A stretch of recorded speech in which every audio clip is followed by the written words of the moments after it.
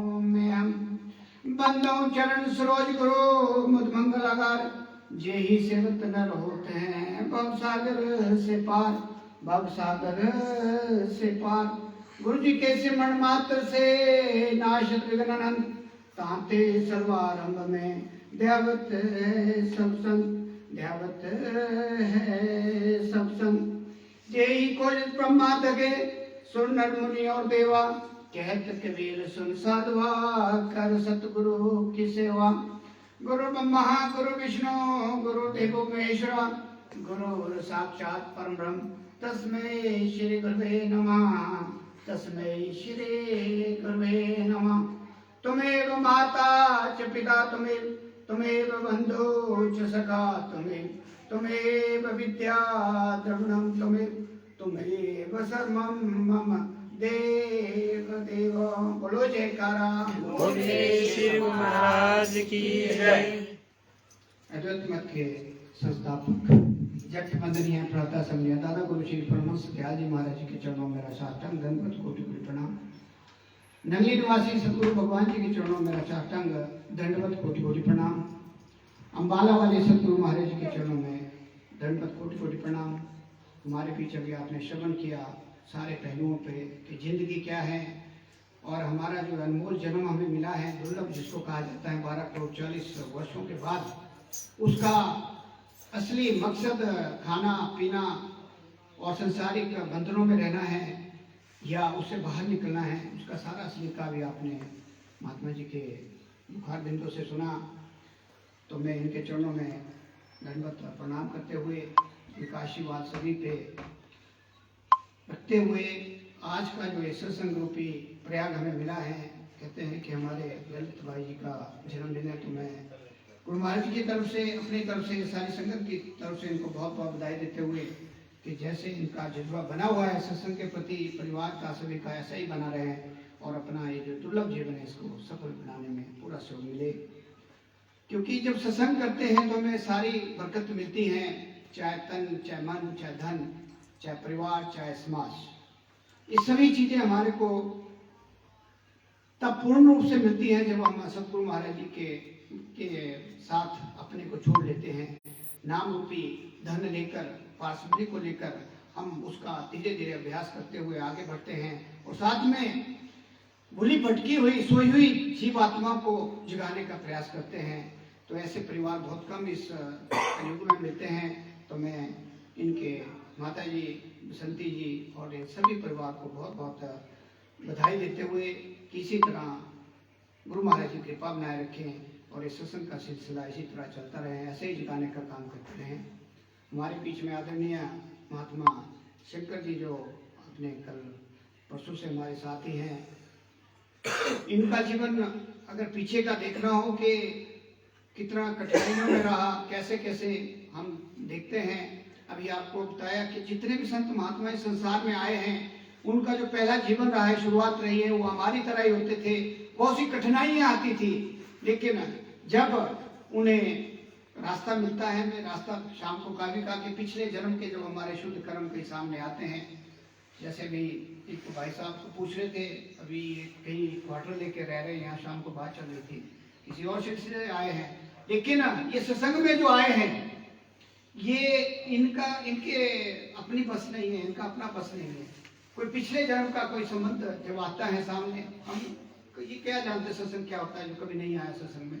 लेकिन जैसे जैसे हमारे शुद्ध कर्म, जैसे भी इनके कल से जब से सत्संग सुन रहे हैं तो इनका एक अलग से खाता बन रहा है, वो खाता चलता रहेगा। अभी कि चित्र और गुप्त चित्र जो दिन में खींचे जाते हैं और गुप्त रात को जो हमारी सारी सारणी लिखी जाती है, तो ये सारा लेखा जोखा हमारा लिखा जाता है। तो हमारे बीच में जो शंकर भाई जी आए, इनका भी काफी संघर्षपूर्ण जीवन रहा और ये हमारे बीच में आए। आपने शाम को भी श्रवण किया, अभी भी थोड़ा 5-7 मिनट इनको देंगे।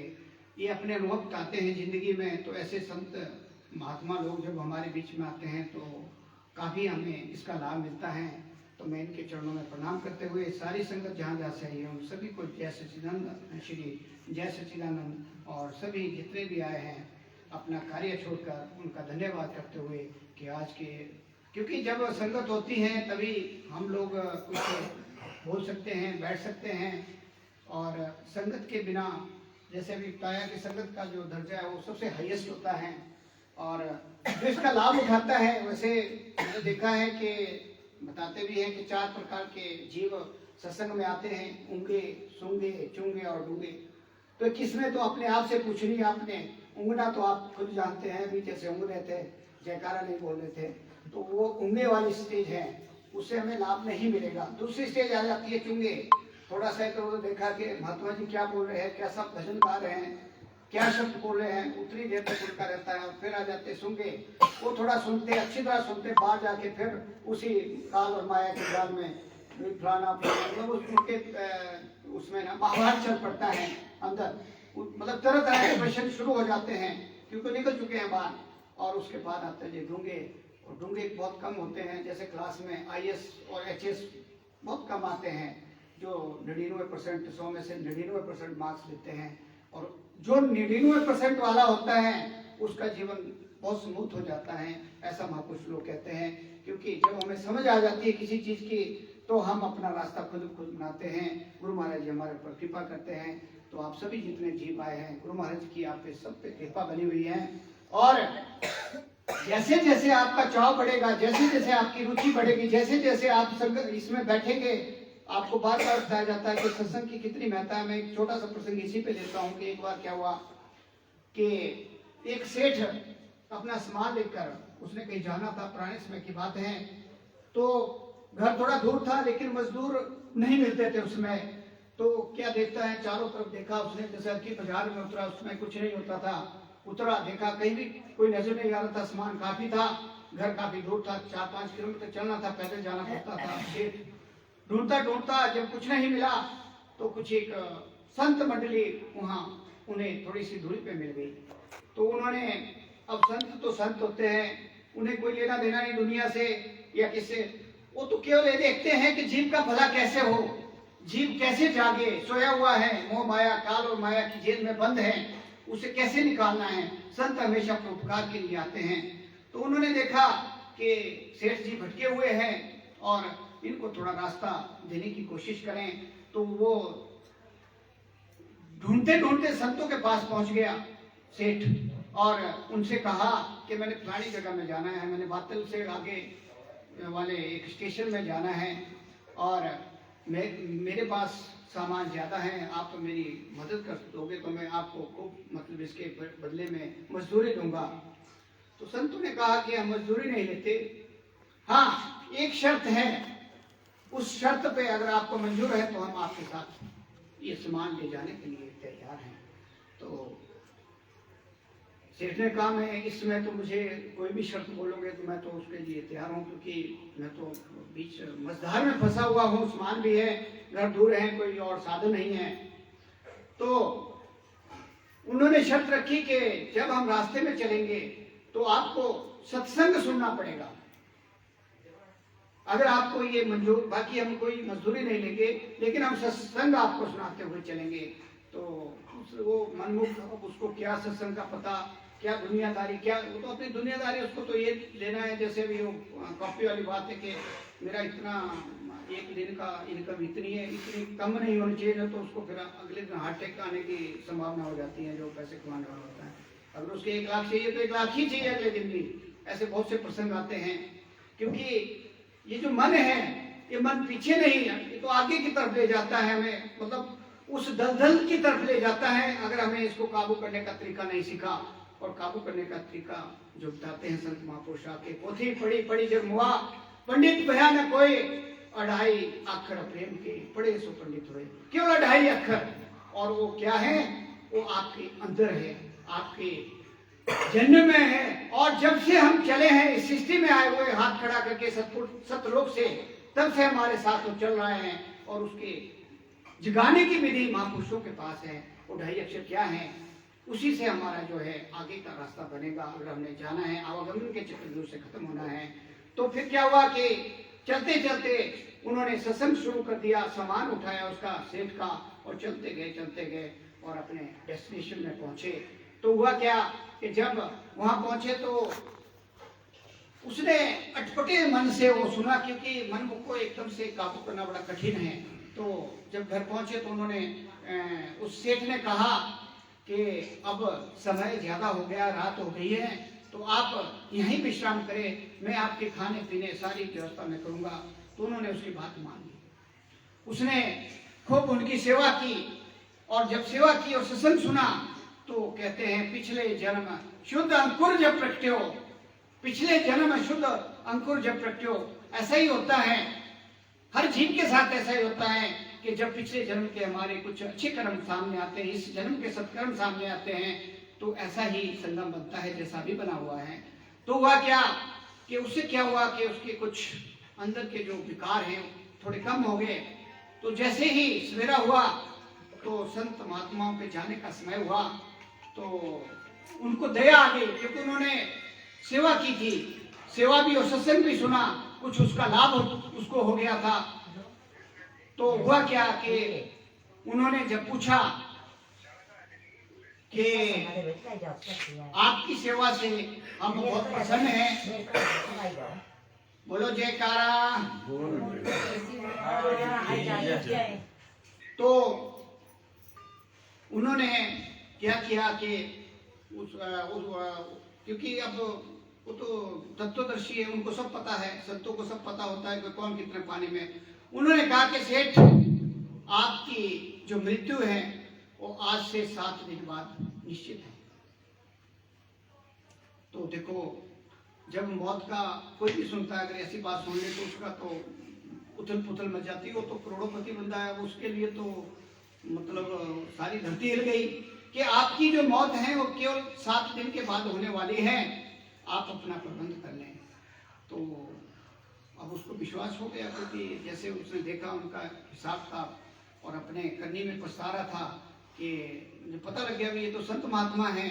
तो जो सामान उठाया, कहीं उसको अंदर से गिलानी हुई कि मैं क्या कर रहा था। लेकिन माया के जाल, माया के जब हम फंसे होते हैं, माया के अधीन होते हैं, तो फिर ऐसा ही होता है। तो उसने वो जैसे ही बोला तो उसने एकदम से दंडवत प्रणाम किया कि मुझे आप रास्ता बताएं कि मुझे क्या करना चाहिए।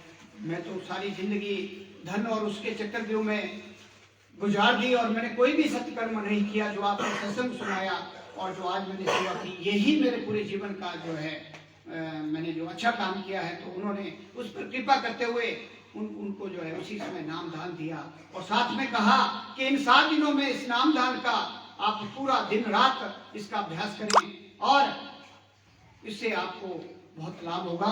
और जब आपकी मौत होगी तो मौत के बाद जब आपको यहाँ से ले जाया जाएगा, तो जब धर्मराज के पास पेशी लगेगी तो आपने वहाँ ये कहना, क्योंकि वहाँ जब हम जाते हैं मनमुख ही जाते हैं, गुरमुख नहीं जाता, तो वहाँ पेशी लगती है, हमारे खाते खुलते हैं, हमारे सारे कर्मों की पिक्चर वहाँ होती है, अच्छे बुरे जितने भी आपने चाहे भागवत किया है, चाहे वो सब वहाँ एक एक लिखा, एक एक घड़ी का, और मन वचन कर्म तन मन धन आंख जिससे भी आपने किए हैं वो एक एक खाता वहाँ खुला जाता है। और फिर जब खाता खुला, आपका खाता खोला जाएगा, तो आपने इतना कहना धर्मराज के पास कि मुझे वो पूछेंगे कि आपको पहले नरक में जाना है या जो आपने सत्कर्म किया है स्वर्ग में जाना है, तो आपने इतना कहना कि मैंने स्वर्ग में जाना है। तो होता क्या है कि उसने जो संतों ने बताया उसको, तो उसने 7 दिन बहुत अभ्यास किया और 8वें दिन मतलब 7 दिन जैसे खत्म हुआ तो उसकी मृत्यु हो गई। यमदूत आए, ले गए धर्मराज के पास, वहां दरबार में उसकी पेशी होती है और वही बात आती है कि उसका खाता खोला जाता है। तो जब चित्रगुप्त खाता दिखाते हैं धर्मराज जी के पास, तो बताते हैं कि इसने केवल थोड़ी देर सत्संग सुना है महापुरुषों के साथ, और वो भी अटपटे मन से, पूरे मन से नहीं सुना, और उसके बाद इसने 6 दिन 7 दिन जो है नाम लेकर अभ्यास भी किया है। तो धर्मराज जी के उससे पूछते हैं कि आपने जो पुण्य किए हैं आपको उसका फल पहले चाहिए या आपको नरक लोक में भेजा जाए। तो उसने हाथ जोड़कर कहा कि महाराज, मुझे पहले जो मैंने सत्संग रूपी जो मैंने अच्छा काम किया है उसके बदले में जो भी मेरे को उसका फल मिलता है वो दिया जाए। तो होता क्या है कि धर्मराज जी उसको भेज देते हैं अपने 2 दूतों के साथ, क्योंकि थोड़ा ही होता है उसके पास पुण्य, वो 1 दिन का होगा या 2 दिन का मिलता है, जो हिसाब का होता है वो बड़ा लंबा होता है। क्योंकि जब हमारी यहाँ से हम जाते हमारा हिसाब किताब काफी हो जाता है, 18 दिन का जो प्रोसेस है यहाँ से चलने का, सूक्ष्म शरीर अब हमारा जाता है, ये तो यही रह जाएगा। तो उन्होंने अपने दूत उसके साथ भेज दिए, जाना के वहाँ जहाँ भी मतलब स्वर्ग में जब गए तो अंदर देखते हैं वो दूत बाहर खड़े हो जाते हैं कि आपका समय यहाँ से शुरू हो जाता है, आपकी घड़ी शुरू हो गई, उसको अंदर दरबार में भेज देते हैं। तो क्या देखते हैं कि जो संत महात्मा जिन्होंने वो सामान उठाया था वो दरबार में बैठे हैं, अंदर उस दरबार में बैठे हैं, बड़ा दरबार लगा हुआ है। देख के बड़ा हैरान हो जाता है कि मैंने क्या क्या नहीं किया और इन्होंने मुझे क्या क्या, मतलब देखो ना, आपके एक छोटा सा सत्संग और उसके बाद उनकी सेवा, थोड़ी सी बात आपने समझनी है, हमें क्या करना चाहिए संसार में रहकर।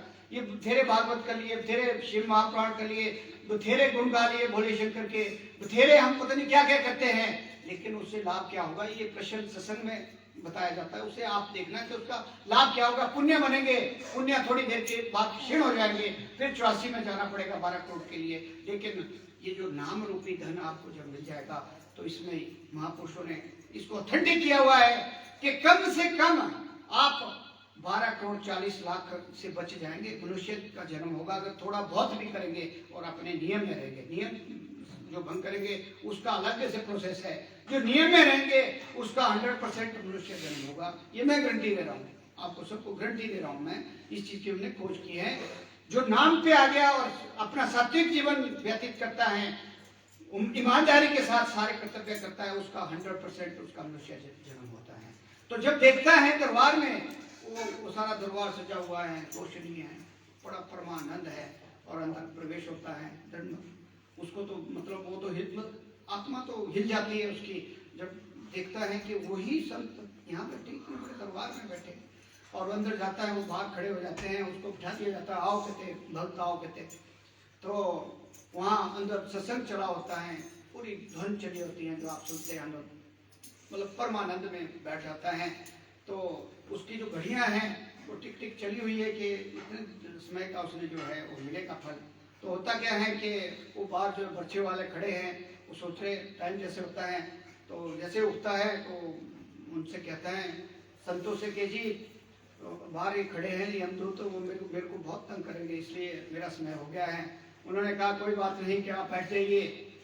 कहते ये अंदर नहीं आ सकते, इनको अंदर आने का, जैसे आप इस दायरे में प्रीति में बैठे हुए यहाँ अंदर आने का उसका कोई मतलब ही नहीं है। काल की जो कोई भी यहाँ प्रभाव डालेगा आप पे, जैसे लगाते हैं ना वो मोटवा क्या क्या छोड़ते हैं आप जानते हैं, वो इस दायरे में नहीं आता, ये अंदर नहीं आ सकते, आप बैठे रहें।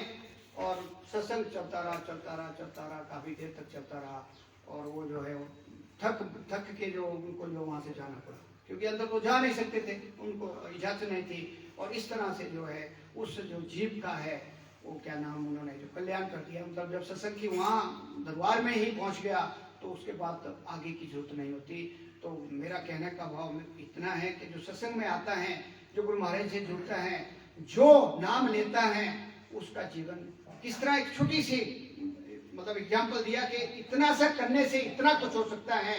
तो आप बताओ कि जो जब हम इस संसार में रहते हुए कर्तव्य का पालन करते हुए अगर हम नाम रूपी हीरा अपने साथ रखेंगे और उसका अभ्यास करेंगे तो हम क्यों नहीं इस संसार से छूटेंगे। तो इस तरह हमें ये जो भी ये गाथाएं महापुरुषों ने लिखी हैं, ये सचमुच में प्रैक्टिकल रूप है। हम कहते हैं ना कि जैसे कहानियां सुना लेते हैं, कहानियां नहीं है, ये प्रैक्टिकल रूप है। जो हमारा ये दरबार है इसमें ऐसे ऐसे इंसिडेंट है जो बिल्कुल प्रैक्टिकल रूप में है, जो सूक्ष्म दर्शन में आप देखेंगे सारे इंसिडेंट जो हैं गुरु महाराज जी के सामने हुए हैं। मतलब ऐसे ऐसे इंसिडेंट है कि हम उसका कल्पना भी नहीं कर सकते। तो इसलिए हमें चाहिए कि उसमें कम है। और मैं ज़्यादा ना कहता हुआ मैं इतना ही कहूँगा, अभी आपने काफ़ी कुछ श्रवण किया कि हमें ये जो बहुमूल्य जीवन मिला है, मैं बार बार कहता हूँ कि जो हमने सांस ले ली वो अपनी है, अगली सांस हमारी नहीं है। इसलिए काल करे सो आज कर, आज करे सो अब, पल में पले होएगी बहुरी करेगा कब। ऐसा ना हो कि समय निकल जाए मौत रूपी जो सुंदरी है हमें कब लग ले, क्योंकि जैसे चला हुआ है आजकल दृश्यमान में देखता हूँ कि तो इसमें टॉयलेट में गए नीचे गिरे और दूसरे दिन तो हमें एक जीने की कला ये है जो और मरने की तैयारी हमें करनी है। तैयारी क्या है? नाम लेके हमें अभ्यास करना है। और वो जो असली कुंजी हमारी है, बाकी ये संसार की नहीं है। आप करोड़ों सोने के महल बना दो, आपके साथ सुई भी नहीं जाएगी, एक सुई छोटी सुई भी नहीं जाएगी, क्योंकि ये यही रहेगा, ये संसार के लिए रहेगा। और साथ में हमारा कोई संगी साथी नहीं होगा, ना देवी देवता होंगे, ना घर वाले होंगे। कहते हैं पत्नी दीवार तक, दरवाजे तक, समाज शमशान तक, बेटा बेटी अग्निदान तक, बस उसके बाद तो हलवा पूरी, आपको पता है वो लोटे और हलवा पूरी उसके ऊपर डाला जाता है। 14 दिन में 11 12 आज तो 12 दिन में ही हो जाता है। उसके ऊपर काफी मटेरियल डाला जाता है, पंडितों को और बाकी सारे को दिया जाता है। बाकी वहां तो कुछ नहीं गया, वहां तो केवल आपके कर्म जाएंगे साथ, केवल कर्म, बाकी कुछ नहीं जाएगा। ये जो संसार है ये झूठा है, जो रिश्ते नाते हैं ये केवल हम एक रोल प्ले करने आए हुए हैं संसार में। देखना इस भूल में रहो, ये मेरा है, इसके बारे में भी मैं आपको एक प्रैक्टिकल सत्संग बताऊंगा कि क्या होता है घर में, वो फिर बताएंगे आपको। तो घर वाले आपके तब तक हैं, स्वार्थ है जब तक आप कर रहे हैं। आप देखना एक महीना आप बंद कर दो कार्य, तो वो आपको जूते मारने शुरू कर देंगे, चलो भी बाहर आपके लिए कोई जगह नहीं है। ये स्वार्थ से जुड़ा हुआ है संसार। ये नहीं है कि करना नहीं है, करना है, लेकिन लेबल बनाना है उसको। मतलब पांव से रास्ता चले, सुरत हो भगवान में, हाथ तो हो काम में, दिल रहे ध्यान में, राखो तुम भगवान से मतलब, करो काम दुनिया का, रहो दुनिया में, छोड़ो आराम दुनिया का। ऐसा बनना है। जो सत्संगी होगा उसको ऐसे बनना है कि एक दूरी रखनी है, सारे काम करने हैं, प्यार से करने हैं। सत्संगी तो ऐसे भी लड़ाई झगड़ा नहीं करता, प्यार से करने, घर में भी सबके साथ, लेकिन अपना काम साथ करना है। 2.5 घंटे 24,000 सांसों में से 2,500 सांसें अपने लिए। तो मैं ज्यादा समय ना लेता हुआ आप सभी का धन्यवाद करते हुए कि आपने दिव्य में श्रवण किया। बोलो जयकारा। सर्वे भवन्तु सुखिनः, सर्वे सन्तु निरामया, सर्वे भद्राणि पश्यन्तु मा कश्चित् दुःखभाग् भवेत्। बोलो जयकारा, बोलो मेरे श्री सद्गुरु महाराज।